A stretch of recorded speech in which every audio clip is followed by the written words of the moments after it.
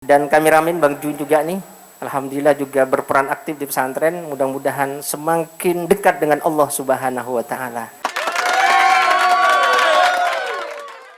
Ya enggak, walaupun megang kamera kan enggak apa-apa gitu doakan. Karena yang disyuting kadang artis gitu Pak.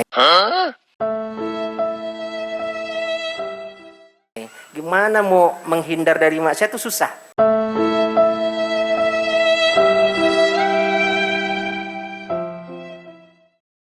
Assalamualaikum warahmatullahi wabarakatuh. Bismillah walhamdulillah wassalatu wassalamu ala sayyidina Rasulillah wa ala alihi wa sahbihi wa mawalah. Amma ba'du, subhanaka la ilma lana illa ma 'allamtana innaka antal alimul hakim. La haula wa la quwwata illa billahil aliyyil azim. Hadratil kiramul muhtaramun yang sama-sama kita hormati, kita muliakan, bersyukur kepada Allah dengan segala kerendahan hati kami mengucapkan ahlan wa sahlan bihudurikum fi qaryatina, Parit Rintis Baru, kepada Al-Mukarram Al-Ustadz Kiai Haji Ahmad Juhdi Abdullah, sarjana agama, yang telah berkenan memenuhi undangan kami yang sangat-sangat sederhana ini dalam rangkaian pertemuan rutin yang dirangkai dengan silaturahim dengan beberapa keluarga sekitar. Sekali lagi kami ucapkan banyak-banyak terima kasih. Kami tidak bisa membalas dengan apa yang harus kami berikan, tapi kami bermohon kepada Allah, mudah-mudahan hadirnya beliau malam hari ini di tengah-tengah keluarga kita di Parit Rintis ini membawa keberkahan untuk semuanya, insya Allah. Yang kami hormati, alhamdulillah kedua orang tua yang hari ini masih bersama di usianya yang saya kira tidak muda lagi. Saya tadi perbandingan Pak Kiai dengan beliau, katanya menurut beliau sudah 85 secara ingatan beliau. Tapi biasanya orang tua tuh bisa lebih atau bisa kurang. Yang jelas bonusnya sudah luar biasa. Ayah dan bunda yang alhamdulillah, insya Allah beliau masih ingat ketika menitipkan pertama di Matla'ul Anwar. Beliau masih ingat dari 17 orang hingga hari ini Ahmadi itu belum bisa pulang karena mungkin masih ada tugas yang harus diselesaikan. Oleh karenanya mudah-mudahan hadirnya beliau juga nanti membawa kabar gembira, tidak hanya dunia tapi juga membawa kabar hingga akhirat. Beliau masih ingat nanti ketika di yaumil akhir bisa kumpul dengan beliau lagi. Itu yang sebenarnya kami inginkan. Karena putra-putri beliau lebih besarnya dititipkan di sana. Bahkan juga sebagian keluarga dititipkan di Matla'ul Anwar. Hadirnya Matla'ul Anwar di Pontianak, Kalimantan Barat, salah satu adalah perjuangan kegigihan beliau bersama juga rekan-rekan beliau yang lain. Ini saya kira termasuk para paman kami juga insya Allah mengenang beliau, Paman Abdullah yang juga pernah mewakili saya ketika wisuda di akhir pada waktu itu, penyelesaian di Matla'ul Anwar dengan segala keterbatasan dan kekurangannya. Insya Allah beliau masih ingat. Kemudian Paman Abdul Muthalib juga dan paman sepuh kami Pak Paman Punasan, kalau kata orang Madura itu Teh Punasan, juga hadir, masih diberikan kesempatan oleh Allah berkumpul malam hari ini. Pak RT kami juga keluarga Pak Furadin juga hadir dalam keterbatasan ya, karena memang ingin tidak ramai-ramai, ingin biar lebih mengena kumpulnya kali ini. Tidak sekedar keluarga itu kalau ketemu setiap bulan itu makan doang yang dipikirin, kampung tengah. Padahal perjalanan hidup setelah ini nih yang perlu kita pikirkan. Selamat enggak kita ini? Nah, kalau masalah dunia tuh gampang, sebentar. Gak perlu payah-payah. Saya tantang kadang anak-anak. Kalau nggak mikir Matla'ul Anwar bagus, saya pulang ke Punggur, saya ngurus kebun. Mungkin kebun saya hidup, saya bilang. Contoh kira-kira begitulah. Kalau mikirin dunianya, karena memang luar biasa orang tua dulu. Kalau sekarang kita Ustadz Farhan nggak mampu seperti beliau-beliau nih. Oleh berat, paling tidak menyiapkanlah keimanan yang kuat. Dan teman-teman kami hadir malam hari ini, ada adik kami sebenarnya seperjuangan, Ustadz Muhammad Yusuf, kemudian Ustadz Farhan, Ustadz Mulyadi yang sama-sama berjibaku di Matla'ul Anwar, kemudian Mas Wahyu juga, teman-teman hadir, para santri program Tahassus Tahfidzul Quran yang hari ini sama-sama berjuang, ingin sama-sama mendengarkan fatwa dan nasihat beliau malam hari ini, terkhusus untuk keluarga kami di Punggur ini. Mudah-mudahan sekali lagi membawa keberkahan, membawa kemanfaatan. Kami atas nama keluarga mohon maaf ya, dadakan, terbatas, tidak begitu mewah, hanya ingin berkumpul dan bersilaturahim. Bukan kebetulan ya, kudratullah beliau bisa hadir di Pontianak. Sejak 23 kami mendampingi, sudah keliling. Mohon doanya, insya Allah besok pagi kami akan melakukan safari dakwah ke beberapa kabupaten, di antaranya Skadau. Setelah dari Skadau, di beberapa tempat kami akan lanjut ke Intikong di perbatasan Malaysia. Kemudian kami akan lanjut nanti Tabligh Akbar di Pontianak, terus berputar hingga tanggal 31 hingga tanggal 1 baru selesai. Mohon doanya dari keluarga semuanya, mudah-mudahan perjalanan beliau diberikan kemudahan dan kelancaran oleh Allah, diberikan sehat. Karena beliau di usianya yang bukan muda lagi, tapi orang melihatnya sepanjang saya ikut beliau, kok Pak Kiai nggak pernah sepuh-sepuh. Kita perlu belajar dengan beliau. Seperti oleh karenanya sekali lagi mohon maaf kepada para keluarga, paman dan semuanya yang tidak dapat kami sebutkan satu persatu, dan teman-teman sekalian, kita ngaji malam ini sebentar mendengarkan nasihat dan fatwa-fatwa beliau. Dengan segala keterbatasan hari ini saya berterima kasih kepada keluarga semua telah mendukung secara penuh. Mudah-mudahan generasi berikutnya juga hadir nanti dengan kebersamaan. Yang paling berat itu kebersamaan. Kalau udah ego dikedepankan, saya paling hebat, saya paling pintar, nggak pernah menyatu. Susah untuk majunya di kampung ini. Makanya harus kebersamaan, dirangkul. Nggak ada yang hebat kita dunia ini. Selanjutnya kami mohon dengan segala hormat kepada Al-Mukarram Kiai Haji Ahmad Juwaidi Abdullah untuk dapat memberikan fatwa dan nasihat kepada kami semuanya, kepada generasi, pada keluarga. Mudah-mudahan Allah memberikan taufik dan hidayahnya kepada kita semua malam hari ini.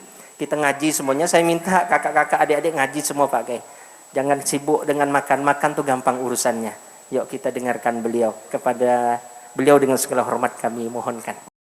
Assalamualaikum warahmatullahi wabarakatuh.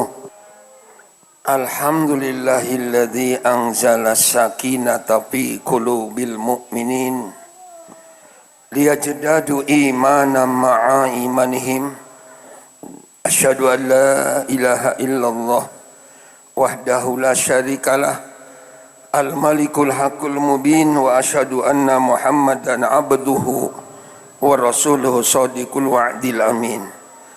Allahumma salli wa sallim wa barik ala sayyidina Muhammadin. Allahumma salli wa sallim wa ala alihi wa ashabihi ajma'in. Amma ba'du, qala Allah ta'ala fil Qur'anil Karim wa huwa asdaqul qailin.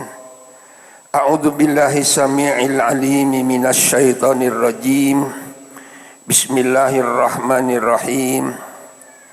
Ya ayyuhalladzina amanu qu anfusakum wa ahlikum nara. Al-ayah. Wa qala Nabi sallallahu alaihi wa alihi wa sahbihi wa sallam, asyaduna hasratan yaumal qiyamah rajulun amkanu talabul ilmi falam yatlubhu. Wa qala aidan ad-dunya majra'atul akhirah wal akhiratu darul jaza. Wa qala aidan man ata alaihi umru arba'una sanah falam yaglibu khairuhu syarrahu falam yaglibu khairuhu syarrahu inna al-pujjarata ilan nar. Sadaqallahul azim wa sadaqa rasul nabiyul habibul karim wa nahnu ala dhalika minas syahidin walhamdulillahi rabbil alamin. Bismillahi ma sya'allahu la yasukul khairu ilallah. Bismillahi ma sya'allahu la yasrifu su'a ilallah. Bismillahi ma sya'allah ma kana min ni'matin fa minallah. Wa bismillahi ma sya'allahu la haula wa la quwwata illa billahil aliyyil azim. Sadaqallahul azim wa sadaqa rasulun nabiyul habibul karim wa nahnu ala dzalika minasyahidin wa syakirin walhamdulillahi rabbil alamin. Hadratul mukarramun, para sesepuh birusus, sahibul bait sekeluarga, syekh kita, syekhah kita, alhamdulillah berbahagialah Ustaz Ahmad di sekeluarga yang hari ini masih hidup berdampingan bersama keramat yang luar biasa. Lari kemanapun pergi seorang anak tanpa ridho dari kedua orang tua, tidak ada apa-apanya di sisi Allah. Ridallah fi ridal walidain. Salawat ing salam semoga Allah aturkan pada junjungan alam panutan kita Nabi besar Muhammad sallallahu alaihi wa alihi wasallam. Para jamaah, wabil khusus Bapak RT, Bapak tokoh-tokoh masyarakat yang hadir pada kesempatan kajian keluarga ini. Mudah-mudahan kita semua kumpul tempat ini, kumpul yang sedang dicari oleh malaikat. Konon menurut riwayat tiap malam malaikat mencari kumpulan, mencari riungan. Kalau sudah ketemu itu dengan kumpulan zikrullah termasuk ta'lim wa muta'alim ini, maka malaikat kayaknya terbang lagi ke alam malakut melaporkan kepada seluruh malaikat, dan akhirnya seluruh malaikat dan makhluk yang ada di langit beristighfar mohon ampun pada Allah untuk orang yang hadir. Kemudian dosa-dosa itu berguguran, dosa yang hadir dibuang ke gunung, dibuang ke laut. Gunung menolak, laut menolak. Kenapa? Pokoknya itu pengampun itu dibuang oleh Allah, menolak semuanya. Nah, akhirnya katanya nanti hati-hati dan waspada, akan kena beban orang-orang yang dimana kajian belum selesai sudah pulang duluan. Itu akan menanggung dosanya karena orang-orang yang dosa yang hadir ini. Jamaah rahimakumullah, kita kaji dari muqaddimah saya tadi. Karena ini kajian keluarga, keluarga besar termasuk tetangga, tetangga itu termasuk keluarga. Sebab yang dinamakan tetangga itu kan 160 rumah. Nah makanya kalau itu 160 rumah berarti ini semuanya kita tetangga. Kata Allah subhanahu wa ta'ala, huwallazi anzala sakinata fi qulubil mu'minin. Dialah Allah anzala sakinata, yang menurunkan ketenangan fi qulubil mu'minin, ke dalam hati orang beriman. Berarti ketenangan hidup di dunia ini Allah punya tugas. Allah turunkan, Allah tancapkan ke dalam dada orang yang beriman. Nah jadi kita ini alhamdulillah karena udah beriman. Hanya permasalahannya akan masuknya ke orang beriman tadi ketenangan hidup. Jadi berarti ketenangan hidup bukan karena harta, bukan karena ilmu, bukan karena pangkat dan jabatan, karena Allah tancapkan, Allah masukkan ke dalam kalbu kita, ke dalam hati kita, kata Allah subhanahu wa ta'ala. Kalau kita ingin tenang, berarti hidup ini banyak duit tenang, kurang duit tenang, istri satu tenang, istri dua lebih tenang kali Pak Abdullah, istri dua lebih tenang kali. Kalau nggak percaya dicoba aja, iya gitu, biar saya panas-panasin. Terutama juga Pak RT, ya, gitu, Pak RT, ya. Jadi kalau kita ingin lebih tenang, karena tadi yang memberikan ketenangan Allah, berarti harus kita siap-siap dan berupaya untuk mendekati sang pemberi ketenangan. Berarti dekatlah dengan Allah. Kalau ingin tenang hidup tapi jauh dengan Allah, tunggu aja nanti kalau ikan belut sudah berbulu. Tunggu aja nanti kalau udah burung gagak berwarna putih. Gitu. Tunggu aja nanti kalau burung puyuh memiliki ekor. Sekarang burung puyuh kan nggak ada ekornya kan. Nah jadi tidak akan tercapai ketenangan hidup. Orang di kota, orang di kampung, petani, pejabat, orang alim, semuanya tidak akan tercapai kecuali mendekatlah kepada sang pemberi ketenangan. Melalui apa? Dua perkara. Yang pertama adalah melalui sholat. Nah, langsung to the point. Karena sholat itu adalah as-salatu mi'rajul mu'minin. Sholat itu adalah mi'rajnya orang beriman. Artinya kalau Rasulullah mi'raj berhadapan dengan Rasulullah, kalau kita dengan Allah Subhanahu wa taala, kita mah jangan mimpi. Jangan mimpi, jangan melamun ingin berhadapan dengan Allah, kagak bakal. Karena kita bukan Rasul. Kita manusia biasa. Yang bisa berhadapan di Sidratul Muntaha adalah Rasulullah. Walaupun orang mengatakan ada seorang wali semalam ada 7 kali mundar-mandir mi'raj, wajib untuk tidak percaya. Ya walaupun itu bagaimana, kan namanya udah diceritakan mi'raj, berarti mi'raj itu adalah mukjizat. Kalau mukjizat kita sudah tahu pedomannya. Mukjizat adalah kejadian luar biasa yang Allah berikan kepada Rasul. Kalau sekarang Rasul kan gak ono, tak ada lagi, tadilah Rasul. Ya, walaupun bagaimana mana ada Rasul lagi, sudah tertutup terakhir. Wa khatamul anbiya'al mursalin baginda Rasulullah. Nah makanya kata Rasulullah, kalau ingin mi'rajnya kita ini adalah sholat. Berarti ketika kita sholat, baik itu sholat wajib maupun sholat sunnah, pada hakikatnya kita sedang bertawajuh dengan Allah, sedang bercomposition dengan Allah. What the meaning is composition?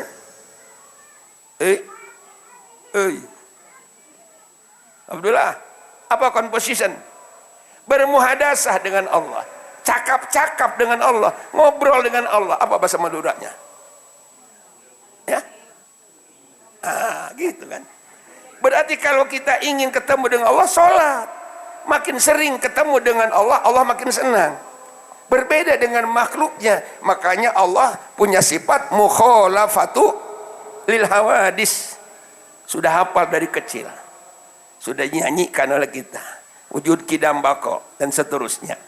Berbeda dengan makhluknya. Kalau Allah sering ketemu senang, kalau makhluk kalau sering ketemu bosan. Coba kalau tiap minggu saya datang ke sini, kata bapak, ini Ustaz datang lagi nih, durian sudah habis, gimana ini? Dan kalau mendingan kalau pulang nggak minta ongkos, pulang minta ongkos pula. Sehingga dul ke Abdullah, tolong carikan nih Ustaz ini mau pulang nih, belum ada ongkos itu. Bosan. Tapi kalau Allah sering datangi, makin senang. Dan pandangan Allah kepada orang yang sedang sholat adalah pandangan rahmat. Apa rahmat? Kasih sayang, dedehnya tresno Allah kepada orang yang sedang sholat. Berarti mafhum mukhalafahnya, Allah sangat benci enak kepada orang ngaku Islam tapi mboten ngelakoni sholat. Paham tuh? Do you understand? Ya, karena yes berarti lancar. Artinya kalau Allah senang melihat hamba sedang sholat, senangnya Allah dengan pandangan rahmat, pandangan kasih sayang. Nah, berarti hukum sebaliknya, kata bahasa santrinya, mafhum mukhalafahnya, Allah benci, Allah enak kepada orang ngaku Islam tapi enggak ngerjakan sholat. Bukan di sini. Kalau di sini mah insya Allah. Ya Pak RT, ya nama sholat Pak Alhamdulillah gitu kan. Nah, hanya boleh ditanya, kira-kira sholat yang jarang kita lakukan, Pak Abdul Muthalib, sholat apa? Sholat sunnah ya, yang jarang kita. Kadang-kadang oleh kita disepelekan. Kenapa disepelekan? Karena memang definisinya gitu. Ma yusabu ala fi'lihi, wala yu'aqabu ala tarkihi. Dikerjakannya berpahala, ditinggalkannya tidak berdosa. Benar, tidak berdosa. Nah maka oleh karenanya jamaah yang dimuliakan Allah Subhanahu wa taala, kembali ketenangan hidup dunia maupun nanti di akhirat akan dicapai oleh kita siapapun, mau Madura, kayak mau Jawa, mau Sunda, mau Banten, tetap akan tidak tercapai ketenangan kalau jauh dengan Allah. Karena tadi Allah lah yang menyampaikan as-sakinah kepada orang-orang yang beriman. Kita alhamdulillah sudah beriman, tinggal aplikasinya. Ngaku beriman mah alhamdulillah dari kecil kita sudah beriman. Tapi aplikasinya tadi media atau jembatan untuk ketemu Allah yang namanya sholat, kadang-kadang sholat sunnah yang banyak kita sepelekan. Kalau hanya sholat wajib saja berarti hanya 5 kali sehari semalam ketemu dengan Allah. Padahal kata Nabi, nah kata Nabi ini, man sholla isnata asrota rakaatan. Sopo wong kang siapa orang yang melakukan sholat sunnah 12 rakaat, sunnah rawatib muakkad, maka kata Nabi, banallahu lahu baitan fil jannah, maka Allah akan bangunkan untuknya rumah di surga. Bukan di Pontianak, di surga. Lalu kalau rumah di surga Pak RT, sudah ada nggak perangkat-perangkat rumahnya? Yakin. Kasur ada, spraynya udah bagus, bantal gulingnya ada, penunggunya sudah ada belum? Sudah ada, ya gitu kan. Tinggal masuk sudah langsung dipeluk kita. Ya. Kalau kebetulan seia sekatan kita, maka punya kita ini menjadi widadari dari dunia, bidadari dari dunia gitu. Tapi kalau nggak seida dengan kita, berpisah, nggak bakal ketemu. Pak Abdullah mah ke surga, istri mah enggak. Tapi yang kebanyakan suami ke neraka, istri ke surga kebanyakan. Katanya gitu. Ya mudah-mudahan kita termasuk orang yang sama-sama nanti ke surganya Allah Subhanahu wa taala. Kemudian yang kedua, untuk sebagai media untuk apa? Pendekatan kepada Allah Subhanahu wa taala supaya dapatkan sakinah adalah dengan memperbanyak membaca Al-Qur'an. Apa kata Rasulullah? Man aroda ayyatakallama ma'allah. Man aroda, siapa orang yang menginginkan ayyatakallama, untuk bercakap-cakap dengan Allah, untuk ngobrol-ngobrol dengan Allah, bincang-bincang dengan Allah, fal yaqra'il Qur'an, maka kata Rasulullah, hei Abdullah, perbanyak sampean baca Quran. Gimana Pak Abdullah? Sudah pas enggak ini dengan tuntunan Rasulullah? Berapa kali khatam dalam 1 tahun?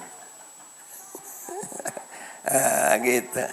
Quran kalau sering dibaca, kata Nabi, ikra'ul Quran fa innahu ya'ti yaumal qiyamah syafi'an li ashabi. Quran bisa berikan syafaat, bahkan bukan di hari kiamat saja, menurut hadis yang diriwayatkan, lupa saya rawinya. Jadi Quran itu nanti ketika si fulan meninggal, lalu ketika dikafani, katanya nampak itu seorang anak muda masuk ke dalam kain kafan, tapi dipegang-pegang nggak ada, tapi kelihatan oleh orang banyak masuk ada anak muda. Langsung dibawa itu mayat almarhum, ya, ke dalam kubur. Begitu nguburkan sudah selesai, pulanglah yang nguburkan, maka datanglah 2 malaikat. Siapa dia? Munkar Nakir.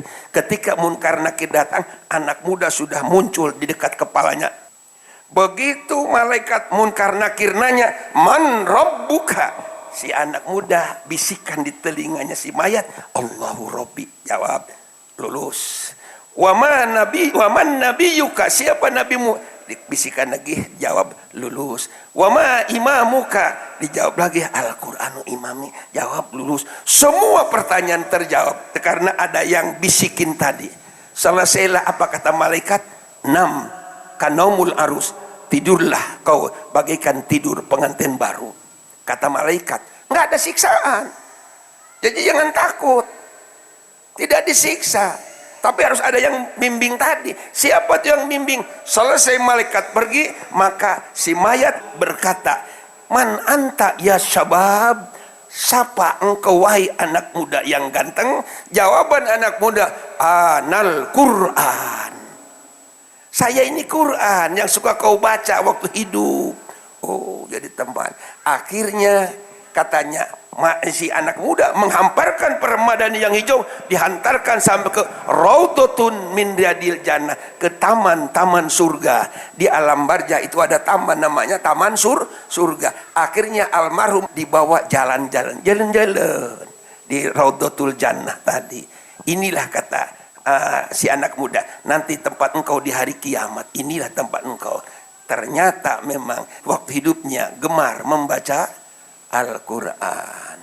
Jamaah rahimakumullah, kurang lebihnya mohon maaf kalau ada bahasa yang kurang berkenan, kasar bahasanya, karena saya kebetulan asli orang Banten, makhluk kasar bukan makhluk halus, makanya bahasanya agak kasar ya, main asal bunyi aja gitu ya, kurang lebih dengan Madura lah, makhluk kasar ya, betul nggak? Makhluk kasar, bukan makhluk halus kan Pak RT? Bukan, iya makhluk kasar. Alhamdulillah, mohon maaf yang sebesar-besarnya. Hadanallahu wa iyyakum ila siratil mustaqim. Wassalamualaikum warahmatullahi wabarakatuh.